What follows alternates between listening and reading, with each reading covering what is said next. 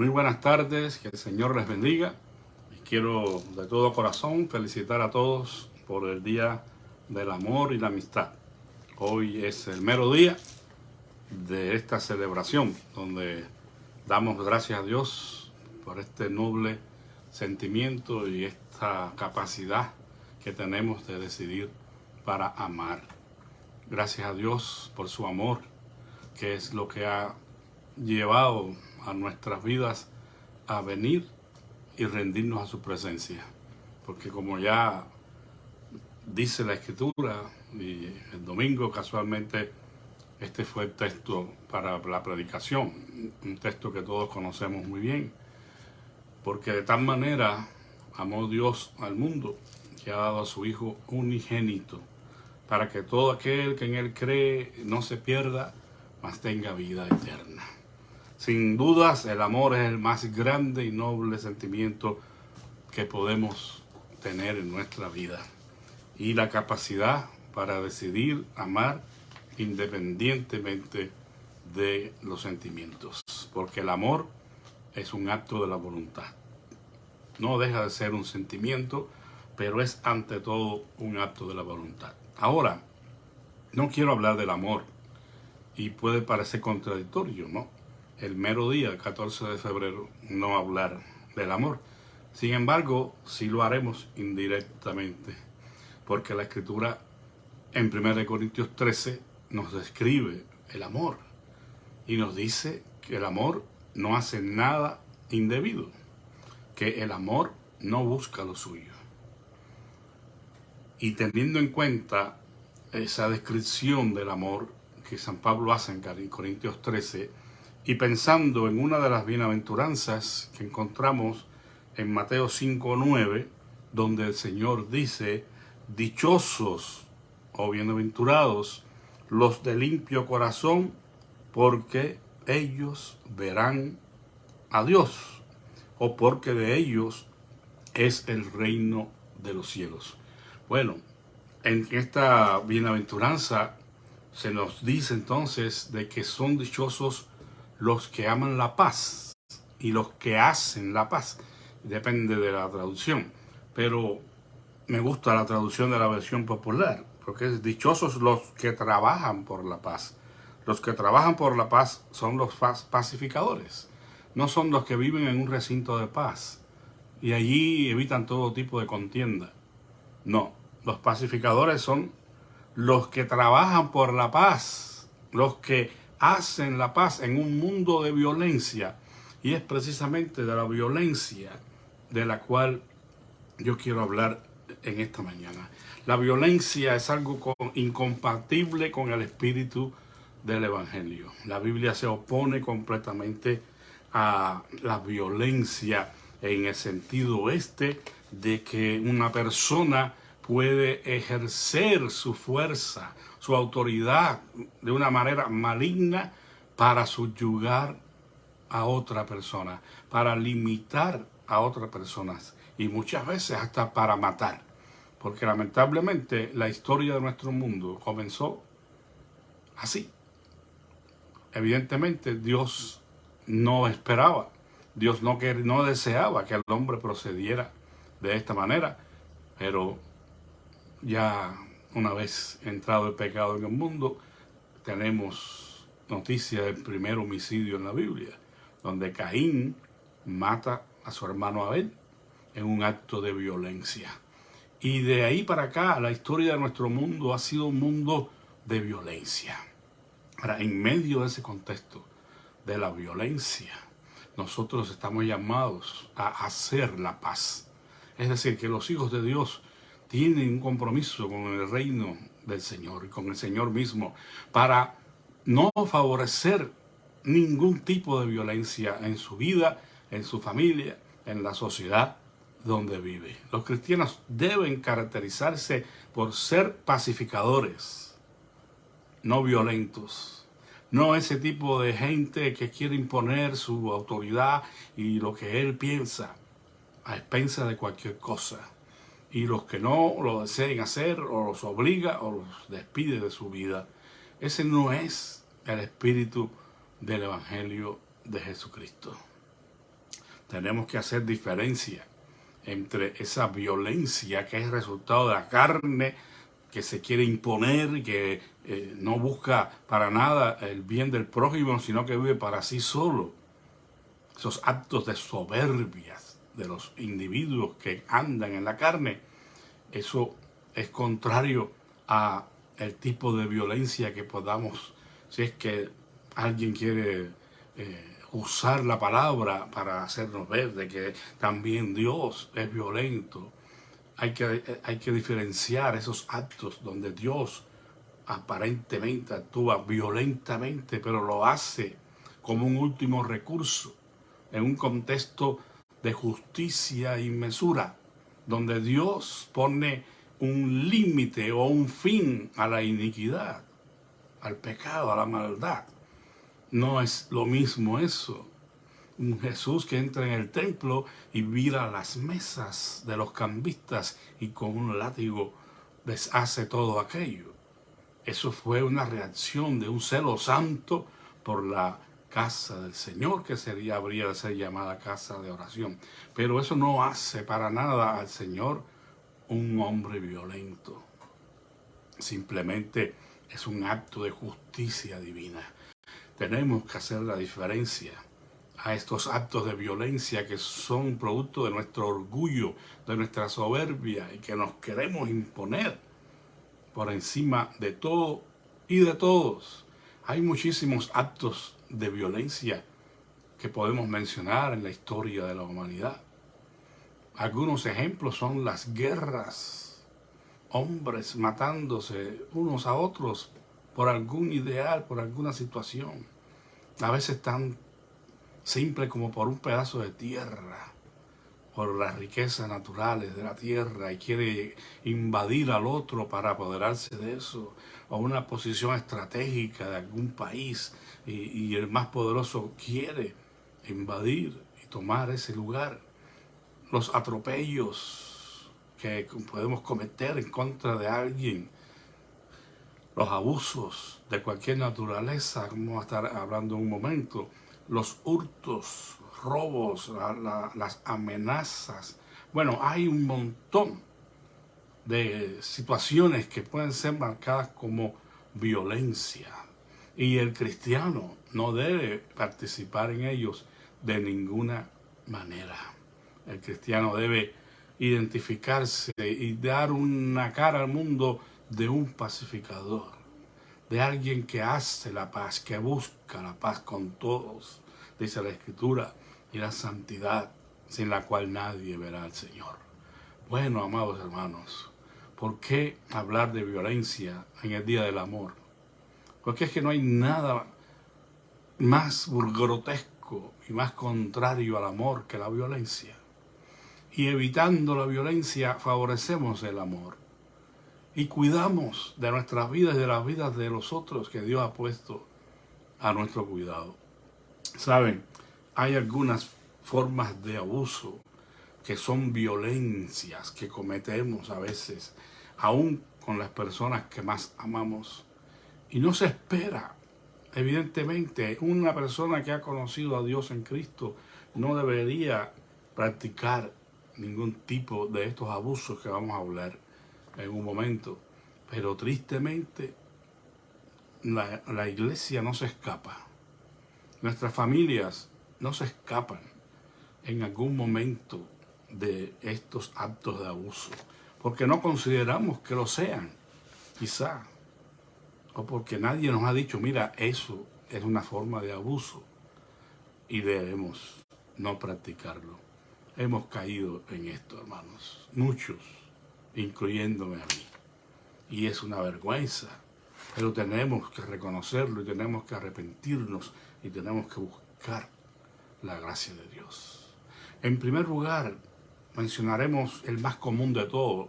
Cuando alguien piensa en una persona que ha sido violentada, el primer pensamiento que viene a nuestra mente es un abuso sexual, de naturaleza sexual, porque son los más comunes. Y casi siempre la persona que es una víctima en este sentido es una persona vulnerable, es una persona que tiene desventajas sobre el abusador, porque si no, no se puede dar el abuso. El abuso ocurre del más fuerte al más débil, generalmente. Cualquier acción que afecte la capacidad de una persona para controlar su actividad sexual o las circunstancias en las que se produce esa actividad sexual, incluida, como ya dijimos, la violación, está también la coacción o la restricción del acceso a métodos anticonceptivos. Tan sencillo como eso, cuando nosotros imponemos nuestra voluntad y a pesar de que no están de acuerdo los dos en el acto sexual, sin usar un anticonceptivo, uno de los dos ejerce su poder de una manera u otra, quizás de una manera violenta, en el caso del hombre, generalmente, o de una manera muy suspicaz de parte de la mujer, para evitar la concepción. Eso es un tipo de abuso, porque se está yendo por encima del criterio de la otra persona. Si algo se hace en este sentido, ha de ser en mutuo acuerdo. Bueno, ¿qué podremos entonces decir de la violación? Cuando sin el consentimiento de la otra persona viene alguien y toma posesión de su cuerpo sexualmente y a veces hasta la maltrata físicamente también. Pero en el caso más sofisticado, menos evidente, debemos pensar en esto porque puede ser el contexto del hogar cristiano incluso, cuando de alguna manera no existe un acuerdo, no han hablado, no han platicado, no han llegado a situaciones en las que ambos estén de acuerdo, se pudiera dar este abuso. Cuando uno de los dos no quiere y el otro se impone, eso es un abuso de esta naturaleza. Bueno, ¿qué más? Yo creo que es muy evidente y todos conocemos de los casos en los que se produce el abuso sexual sobre un miembro de la familia. A veces un miembro de la familia es el abusador y tenemos que tener en cuenta este tipo. No es necesaria una violación para que se dé un abuso de esta naturaleza sobre una persona cuando invadimos de alguna forma sus zonas íntimas. Eso puede ser porque se ha visto muchísimo, incluso en iglesias, entre cristianos, entre comillas, ¿verdad? Pero sí, personas que están en la fe y aprovechan su situación, aprovechan su posición de ventaja y en un momento dado comete este tipo de abusos. El abuso verbal o emocional. Quizás no habíamos pensado en este tipo de abuso, pero es un abuso también. Cuando de una manera, a través de las palabras, abusamos emocionalmente de las personas. Son comportamientos que no son físicos. O sea, no hay un golpe quizás. No hay un maltrato en esa forma. Pero sí hay una manera en que emocionalmente, a través de las palabras, podemos hacer daño. Y la Biblia lo dice incluso, ¿verdad? La blanda respuesta aplaca la ira, mas la palabra áspera hace subir el furor. Y dice que hay hombres cuyas palabras son golpes de espada. Y qué pena que tengamos que reconocer que muchas veces quizás hemos caído en esto. Cuando alzamos nuestra voz, cuando hacemos alguna amenaza, insultamos o estamos pendientes de la persona arriba y abajo para ver qué hace y qué deja de hacer. Ese control que queremos ejercer sobre la persona en todo momento, sin darle libertad de espacio, sin dejarla o dejarlo ser quien es. La humillación a través de palabras, de gestos, que muchas veces cometemos en contra de las personas que amamos. La intimidación, meter miedo con algo que está en nuestro poder hacer en contra de esa persona y metemos miedo, como decimos, la intimidamos o lo intimidamos con algo. El aislamiento. Parece ser que esto no tiene que ver con la violencia, pero sabe que enajenarse, separarse, aislarse, desatenderse es un tipo de violencia muy poderosa también, porque emocionalmente causa estragos y la persona no se siente atendida, no se siente amada. Eso tenemos que tener mucho cuidado, porque es fácil deslizarse hacia ahí. O el acecho. Ya cuando queremos ejercer control, estamos acechando a la persona, estamos esperando la mínima oportunidad para, según nosotros, sorprenderla en algo o sorprenderlo en algo. Pero eso también es una forma de violencia. De hecho, el mismo acecho es una forma de violencia. Imagínense usted que no puede realizar absolutamente nada porque siempre está siendo observado, siempre está siendo seguido por esa persona. Se puede dar mucho en la pareja. Porque, a ver, ¿con quién hablas? ¿Quién te testeó? Y revisamos el teléfono. Bueno, esas cosas que pueden ser motivo de preocupación, el monitoreo, el hostigamiento repetidamente. No dejamos a la persona que sea ella misma o él mismo. El acecho puede ocurrir en línea, que ahora en estos tiempos tan modernos, donde ya ni siquiera es necesario estar de frente a la persona y usar palabras. Hay muchos acechadores a través del internet. Y por ahí tenemos que tener cuidado porque se nos acechan, nos siguen, nos velan y tratan de penetrar de alguna manera en nuestra vida privada. Puede incluir obsequios no deseados. Quizás usted está en plano de conquista, pero el único que está interesado en esa conquista es usted, no ella o él. Y entonces, en cierto modo, hacer un presente y obligar a la persona a tomarlo cuando no lo desea es un acto de abuso, porque ahí está ejerciendo presión y usted se está imponiendo de cualquier manera. Pues no es necesario. Si la persona no quiere, pues no quiere, y debemos respetar eso y no buscar a través de ningún medio, incluyendo estos regalos no deseados. Tenemos que aceptar que cada persona es un mundo y hay que respetar.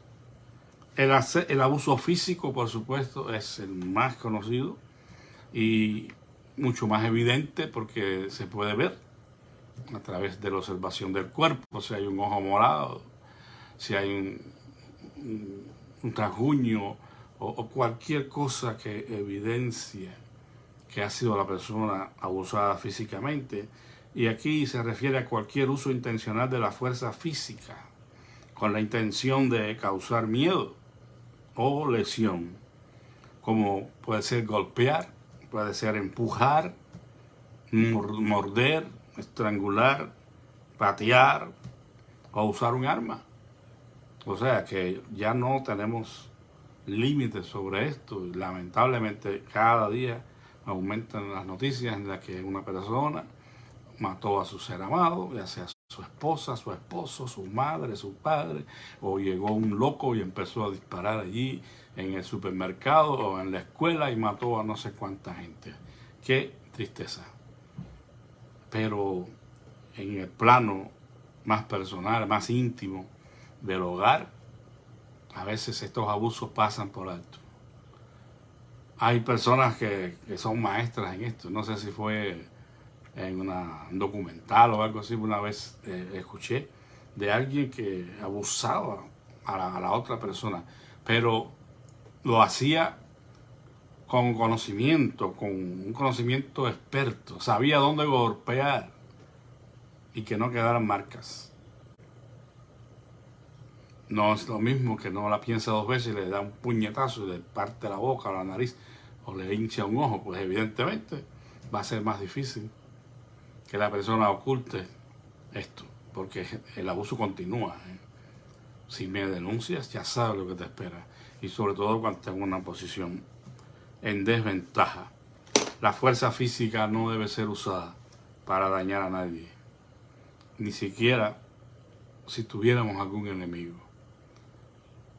No, esto no significa que yo no voy a defender mi vida y la vida de mi familia, ¿verdad? Pues necesariamente tenemos que entender la diferencia, como dicen los mexicanos, entre ser un manso y un menso.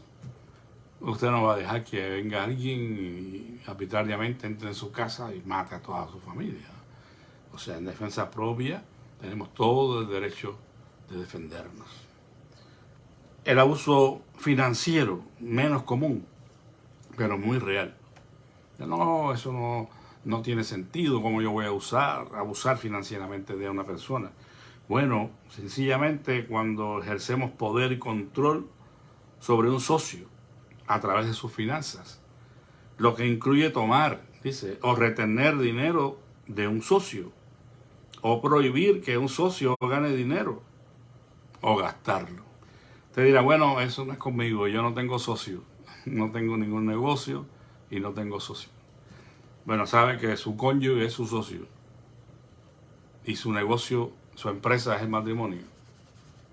Y allí usted debe considerar también este asunto detenidamente.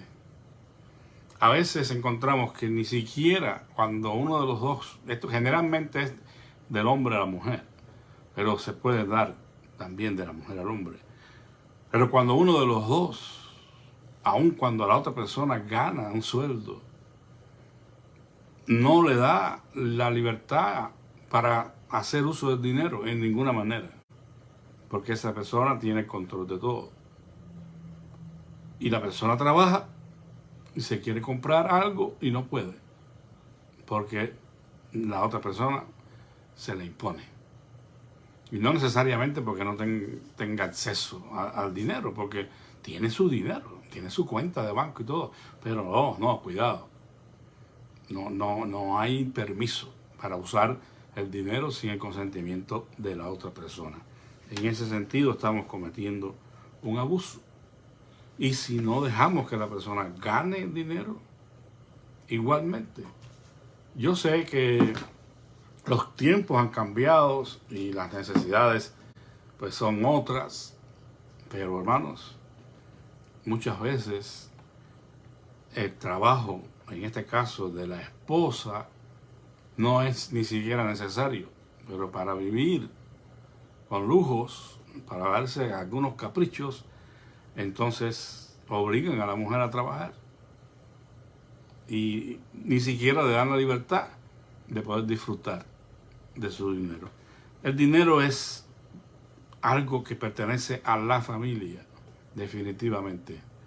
Es algo que los dos ganan, o uno gana, pero es del otro, porque es una unión, un acuerdo que hemos formado para llevar adelante el matrimonio.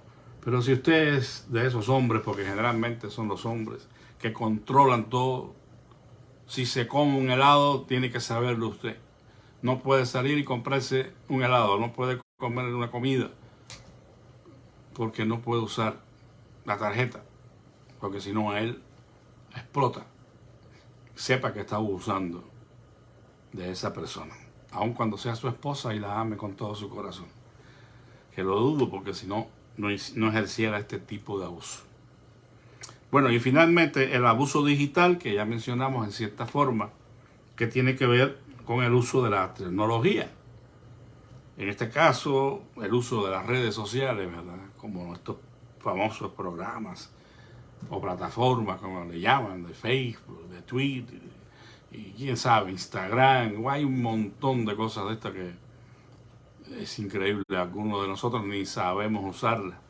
Pero saben que sí puede ser un recurso que en vez de usarse para bien, se puede usar para mal. Y no solamente porque estemos viendo cosas que no debemos ver, sino que usamos la tecnología o las redes sociales para intimidar a otras personas, para acosar o amenazar a una pareja actual o anterior, por ejemplo.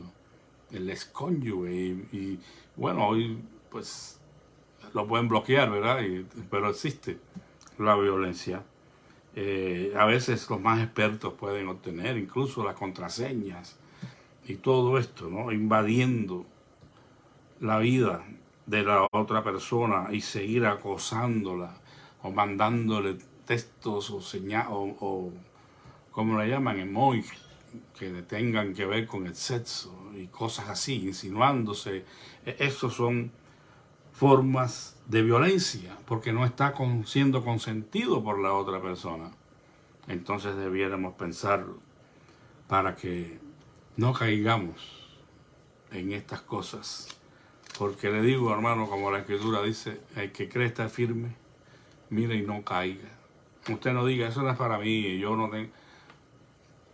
No escupa arriba, dice en Cuba. No escupas para arriba porque te puede caer. Tenemos simplemente que pedir a Dios que nos ayude para que todo lo que hagamos, sea de palabra, sea de hecho, sea conforme a su voluntad. Y podamos vivir en el temor de Dios, huyendo de estas cosas y siendo pacificadores. Diga no a la violencia y sí al amor, sí a la paz, sí a todo aquello que colabore para el bienestar de la familia y sobre todo para la gloria de Dios. Que el Señor les bendiga. Les invito a que sigamos orando unos por otros y pues que sigamos adelante. No permita ningún tipo de abuso, amado hermano, de ninguna de estas formas ni de ningún otro, porque usted tiene una dignidad como persona y como hijo de Dios. Y quiero decirle que la vida suya y la de su familia vale más que todo. Y tiene autoridad de parte de Dios para escapar por su vida. Si usted estaba en un ambiente de violencia y usted sabe que su vida y la de sus hijos o la de su familiar está en peligro, usted no tiene que permanecer ahí. Y si es una persona que dice, bueno, es que la Biblia no apoya eso del divorcio, mire, sin entrar a considerar eso, que sí hay posibilidad de divorcio en ese sentido, al menos la persona abusada puede separarse. Puede separarse quizás hasta que las cosas se arreglen o indefinidamente. Pero hay que salir del lugar donde nuestra vida y la vida de nuestros seres queridos están en peligro. No permanezca bajo el mismo techo del abusador, porque no va a cambiar de un día para otro, y mucho menos si no está en las manos de Dios o estás recibiendo ayuda. Si repite y repite a pesar de las promesas, porque una de las cosas que hacen este tipo de gente en cualquier tipo de adicción, esto puede considerarse una adicción muchas veces, es prometer, esta es la última vez, ya no más, y vuelve la persona y se vuelve a repetir. Quiero decirle que el acto se va a hacer más violento y usted puede perder su vida, y Dios no quiere eso. Que Dios les bendiga. Vamos a orar. Padre Santo, en el nombre de Jesús, gracias porque en este día del amor y la amistad tú nos recuerdas que debemos amar con dignidad y debemos amarnos a nosotros mismos con dignidad, Señor. Te pedimos que tú nos guardes de todo tipo de abuso que podamos cometer, Señor, y nos hagas fuertes también para no permitir el abuso sobre nosotros también, Señor, y acudir a los recursos que tenemos para poder, Señor, salirnos de una situación potencialmente peligrosa para nosotros. Te suplicamos que tú obres en nuestras vidas, en la vida de nuestros seres amados, que puedan estar involucrados en un asunto como este. Guárdanos, Señor, muy cerca de ti y llévanos, Señor, muy cerca de ti cada día. Te lo pedimos humildemente en el nombre de Jesús. Amén. Que el Señor les bendiga, que tengan una feliz tarde y espero que sigamos adelante creciendo en amor para la gloria de Dios. La paz de Cristo sea con todos.